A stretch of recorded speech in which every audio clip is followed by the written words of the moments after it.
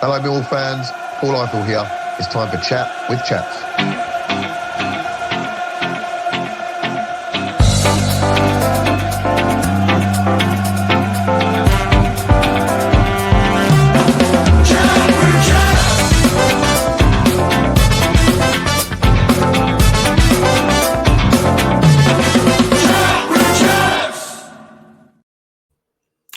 Hi there, how you doing? This is Joe Zampa for the post-match analysis for Millwall versus Hull City. As you can tell, Chris is not here at the moment. It's myself stepping in for Chris. I've been away on holiday just after the New Year with the missus. A lovely time away, and as I was sort of coming back through for Heathrow Airport, in true sort of WWE fashion, like tag team, me and Chris sort of like tag team each other out. So he went out, I was coming in like Legion of Doom, and he's asked me to sort of fill in for the next sort of week or two, along with the other guys, of course. So I'm going to do my best to do a post-match analysis for you. Obviously, it's not going to be as good as Chris would do, but I will do my very, very utmost to try and give you some content. So without further ado, we'll crack on with the post-match. So the game ended very, very disappointingly, actually. Millwall 0, Hull City 1. I must say, I don't want to start off in a real sort of negative way, but it's probably, but I am anyway, it's probably going to be one of the worst sort of games I've seen in a very, very long time. I'm not quite sure where I put it up there in my top 5 as worst games ever witnessed, especially at the Den, but it wasn't particularly a great game. As you know, Alex Neil tries something different. I guess he might be sort of trying to plan a new tactic, a new formation. Went with 3 at the back, which is very, very strange. It was like a 3-4-2-1 formation with Jensen in goal, with Tanganga, Cooper, and Joe Bryan as a back 3, which is quite strange. And then you almost like a 4 across the midfield with the wing backs, with Ryan Leonard on one side, Scanlon on the other side, which is his first start for Millwall, and then also Casper Denor and Saville in the middle. Up front, it's like an attacking 3. You kind of had Watmore and Honeyman supporting Ivanovic up front. But we'll get into the kind of nitty-gritty of it later on about players and what they did, what they didn't do so well. But all in all, it wasn't particularly a great performance. I mean, the first half was a little bit sort of end-to-end with nothing really sort of like materialised. There was no real kind of quality from both teams. I think both teams are sort of struggling a little bit of form at the moment. And you can see quite clearly the reason why we're in this position, because neither team play with any real sort of confidence. On the bench, we had Roberts, we had McNamara, Wallace, Hutch, Mitchell, Connolly, new signing, Langstaff, Bangura Williams, and of course, Kramer. I'm not sure how you were supposed to pronounce that. I'm sure we'll find out. But what was alarming straight away was the lack of attacking options on the bench there, which obviously bit us on the bum a little bit in the second half when Alex Neil was trying to change things up a little bit and try and create something. So again, at the beginning, there was very, very few half chances. I took some notes during the game and I looked back at the highlights a little bit to give you something kind of discuss around. But the first thing that kind of really noted to mind was Saville bought a free kick just sort of in the halfway part of the whole territory, if you like, on the left-hand side. And he goes down, he kind of gets clipped by Kamara, and it goes down quite easy. And Saville's very acute at doing this. He's very good at sort of buying little free kicks here and there. So Joe Bryan takes his free kick, and I think the delivery was pretty good. He sort of hits this lovely sort of in-swinging, curling ball with his left foot, and it falls to Ivanovic, who I thought done really well to kind of get a purchase on it and get a real good purchase on his header. But in some ways, he kind of hit it too well. And by that, what I mean to say is he kind of hit it too straight towards the keeper. It's always a very easy bread and butter catch for the keeper to make. Had he sort of like scuffed it slightly and it fell into the corners, even if it made the keeper, force a save and the ball pops out, we get a rebound, anything could have happened. So that was the first bit of action, if you want to call it that. Then what I noticed was there was a bit of mistake at the back here, and it's real sort of sad really, because we were under no pressure whatsoever. Again, our back three was a little bit disjointed with Joe Bryan, Cooper, and Tanganga. And again, I can talk about this more a little bit later on. But the ball's played from Cooper to Tanganga, And what he does is Tanganga, he tries to sort of play a ball into Leonard. Now, where Leonard is playing normally as a fullback and is probably a little bit more closer to Tanganga, you can tell that as wing backs, they were told to push really high at the pitch. And by him being so high at the pitch, I think it was McLaughlin, their left back, who was very, very sort of tight on Leonard anyway. So that through ball from Tanganga didn't even reach Leonard. And McLaughlin sort of put a foot in there and made a tackle. Then the ball kind of gets ricocheted about a little bit. I think their forward tries to hold the ball, tries to play it back. It then falls to Watmore and almost bounces off Watmore. And the ball breaks out to Hull again, and they go on the attack. And the ball's then played across to Pedro, who was a bit of a nuisance, although he wasn't really affecting us too much. But he was a little bit of a handful, I'm sure, if Cooper was to admit this. And what was really, again, a shame to see here is as the ball goes to Pedro, he almost draws in Joe Bryan to help Cooper. Now, it'll be funny. Cooper can deal with Joe Pedro in that 1v1 situation. Pedro is not particularly a quick player, although he's a big lump. But Joe Bryan sort of comes in, and by him coming in, Pedro opens this ball out to Kamara, who makes this run into the box. And Joe Bryan's now desperately trying to get across to get his man, which he should have been keeping an eye on. And I must say, Jensen comes rushing out of his goal and makes a fantastic save, a block save against Kamara, who Kamara, it seems like he's on form. I believe he scored 2 goals against Leeds in their 3-3 draw a couple of weeks ago. So Jens makes a fantastic save there. And that could have very, very easily been 1-0 there. And, again, it's just errors, basic errors that caused that. Later on in that first half, I do recall there was another chance that kind of goes to Kamara, who again cuts in and he tries to kind of beat Joe Bryan. This time, Joe Bryan does very, very well. He sort of wins the ball, very composed with his clearance, and he kind of hits the ball up quite high towards Ivanovic. Now, Ivanovic does really, really well here. He kind of brings the ball down, controls it. And then you've got Watmore making the run past him. What he does, he just sort of flicks the ball over to Watmore's path, a little bit too high, but Watmore improvises. He sort of takes a header and beats, I believe it was Alfie Jones to the ball. Now, Alfie's got quite a high foot up at this point. And I think if Watmore wanted to, he could have probably gone down and faked injury and got a free kick, maybe got him booked, who knows. But he goes for the second header and he's clean through at this point. Now, as he's running towards goal from the halfway line, admittedly, there's a lot to do still, but he's running through and goal. And Hull's 2 defenders are trying to stop him and try and bring him down. And I think it's Alfie Jones who just sort of brushes Watmore a little bit. And I'm pretty sure Watmore feels that and just goes down. He almost kind of goes down a little bit too theatrically, sort of jumps in the air. And I think the referee sees that, and probably that's why he doesn't give the free kick, because he just feels that Watmore goes down too easy. Now, Watmore, first 5, 6, 7 games of the season, when he was on fire scoring goals for us, I reckon he probably would have go there. He would have carried on, had a shot, and probably would have got on target or scored. But he goes down quite easy, and straight away he realises he's not going to get the free kick, so he just sort of cuts the ball into Honeyman's path. Now, again, Honeyman playing in this number 10 role, I like to see him do better there, because if you've got, when Fleming played there, for example, when Esse played there, in those sort of areas, you want them to at least test the goalkeeper, don't you? But he gets this chance and he hits this curling shot and he goes wayward, like really over the bar, which is really disappointing, unfortunately. But again, good chance there for us to take the lead, and it doesn't quite happen for us, unfortunately. Towards the end of the first half, there was another sort of good sort of link-up play. I think the ball comes to Scanlon on the left-hand side, and he plays a ball into Honeyman, who I think plays a ball into Saville, who then does a lovely little 1-2 with Ivanovic. Again, Ivanovic, he is 6'2", and he is a fairly big lump, but he's not that kind of target man. I think Alex Neil said on a recent interview that Ivanovic isn't the target man that you're looking for to play these high balls up to and win challenges. And he's a big guy, but he likes the ball played to his feet. And I felt yesterday the ball was played to his feet quite often.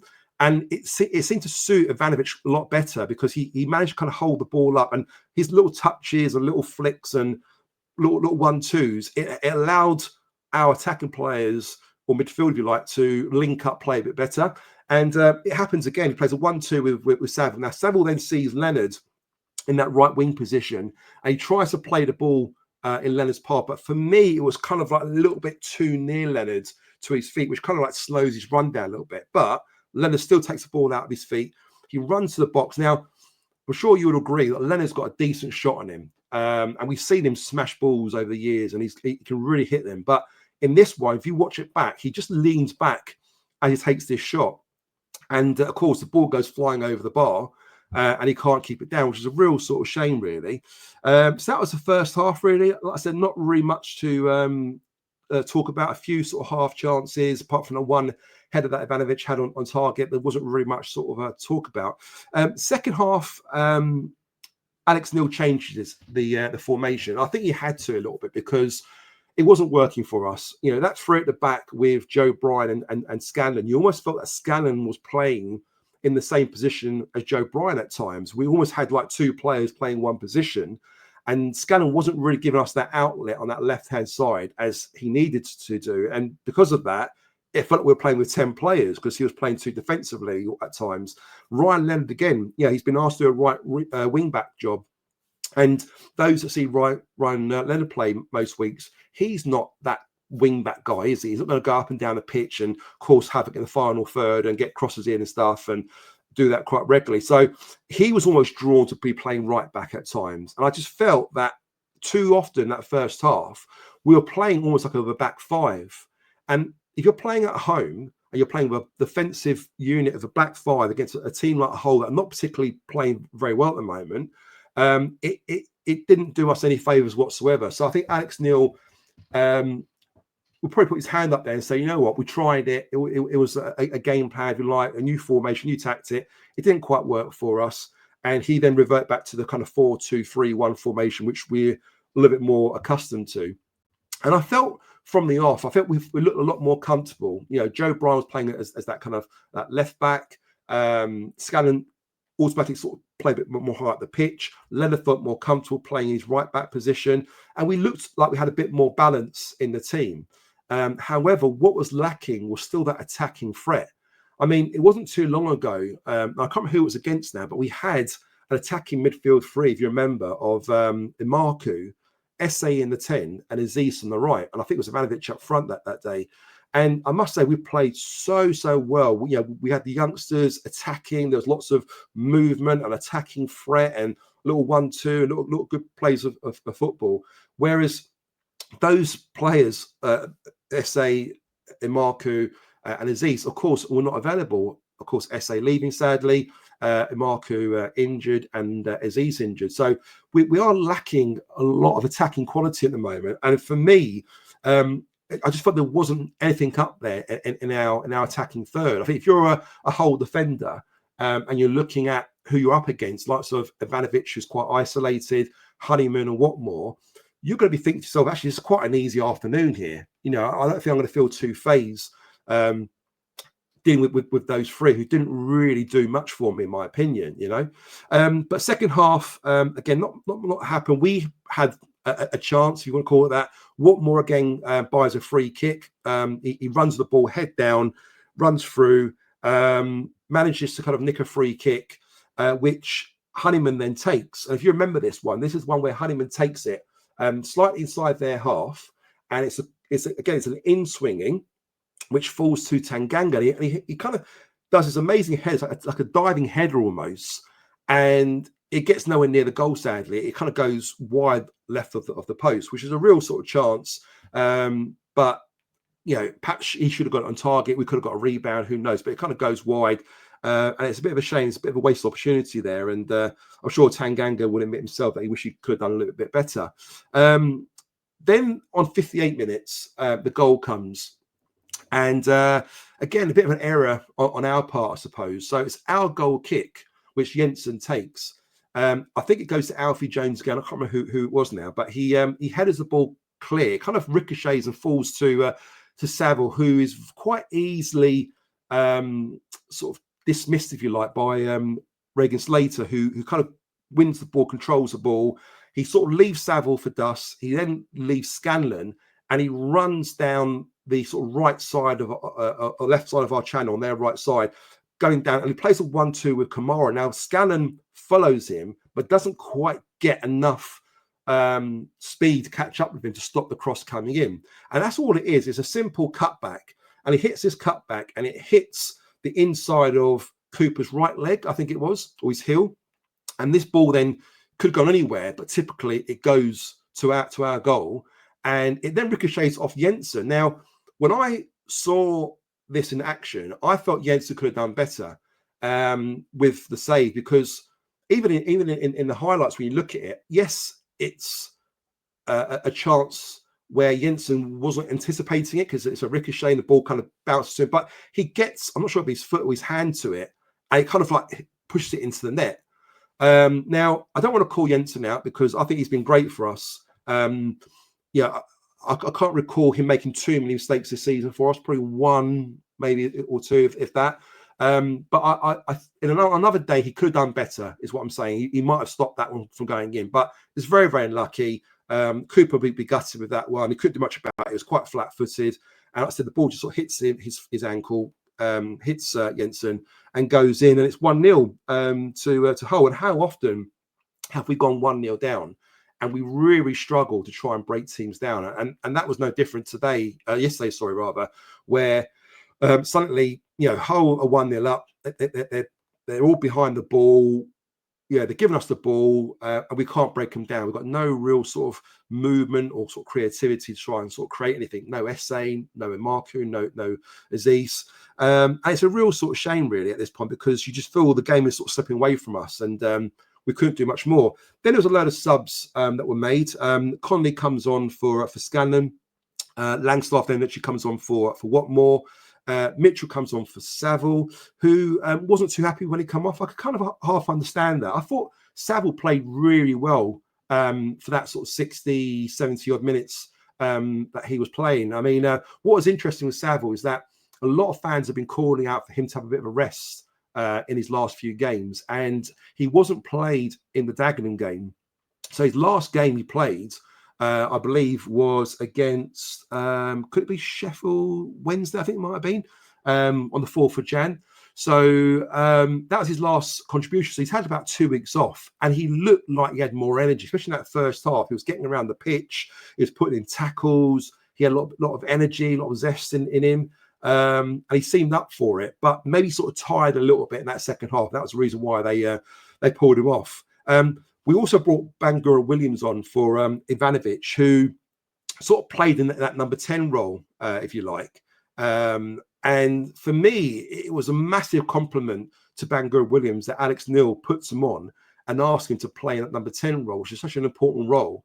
Bear in mind, he's only played, sort of 10, 15 minutes prior to this in the Dagenham game. So it was a massive occasion for Bangura Williams. I thought that he dealt with it really, really, really well. We're under the cosh a little bit here. We're 1-0 down. I'm not saying that the Den was full capacity, but there was a bit of a noise, a bit of atmosphere. And for Bangura Williams to be one of the youngest sort of players on that pitch, I think he showed amazing maturity.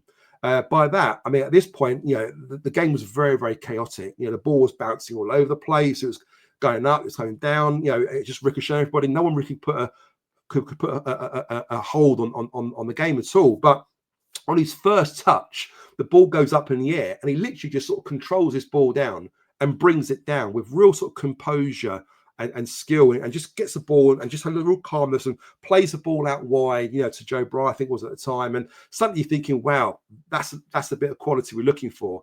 And he did that on 2 or 3 occasions when the ball sort of came to him. And again, just sort of calmed things down, showed composure, kept it simple, brought the ball down and played it in. And this guy, I think with more minutes, and I've been banging his drum quite a lot on social media, but with more minutes and more game time, I think he's going to be a real sort of player for us in the coming sort of months and years. I think there's even a moment where there's a throw into us in that second half, and he sort of goes into the far corner to receive the ball, and Joe Bryan almost doesn't sort of trust him at first to throw him the ball, thinking, well, you're only a youngster. And he looks for other options, and other options there. So he kind of reluctantly gives the ball to Bangura Williams. And at this point, Bangura Williams has this player up behind him. I think it was Alfie Jones, and he just sort of holds him off so well. Then they try to double up on him, and he somehow managed to kind of feed the ball between both of them with a big piece of magic and skill, which, dare I say, it was kind of essay-like, and that was what was lacking in this game. We lacked that little bit of creativity, that little bit of spark. Someone's going to make things happen and try to do something different. Now, it didn't materialise to anything, unfortunately, because the ball, I think, was over hit slightly. But the point I'm making is you've got a young lad here that's got no fear, that's trying to make things happen. He's trying to go and win the game here for us. And he's only, 19, 20 years old, and it just shows you where we are as a squad at the moment and how we're having to rely on this youngster who's going to be a fantastic player for us one day, but he's come on there and he's trying to make a difference to try and win us the game. So it was really sort of a real sort of shame, really, because nothing really sort of happened. I think everyone, you can sort of tell in the last sort of few minutes of injury time, there wasn't really going to be any openings there for us. I think there was a chance where, again, there was a long kick upfield, and again, Bangura Williams headers the ball, beats the defender. The ball goes to Langstaff, who sort of takes a touch. He chests it down. And I think he hits with his left foot, but again, it goes well over the bar. Now, I think the offside flag was up, which kind of saves his blushes a little bit. But the point I'm making is you've got to be testing the keeper. You've got to be testing the keeper. We had 10 shots at goal yesterday and only 1 on target, which is poor.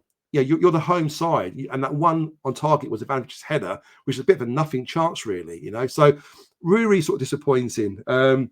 I must say that I'm a bit gutted with how we're playing at the moment. We've only had, I think it's like 1 win in 12 league games, no win in the last 5 games. So, let's not kid ourselves. We're in a real sort of bad piece of form at the moment. Dare I say it, sort of relegation form.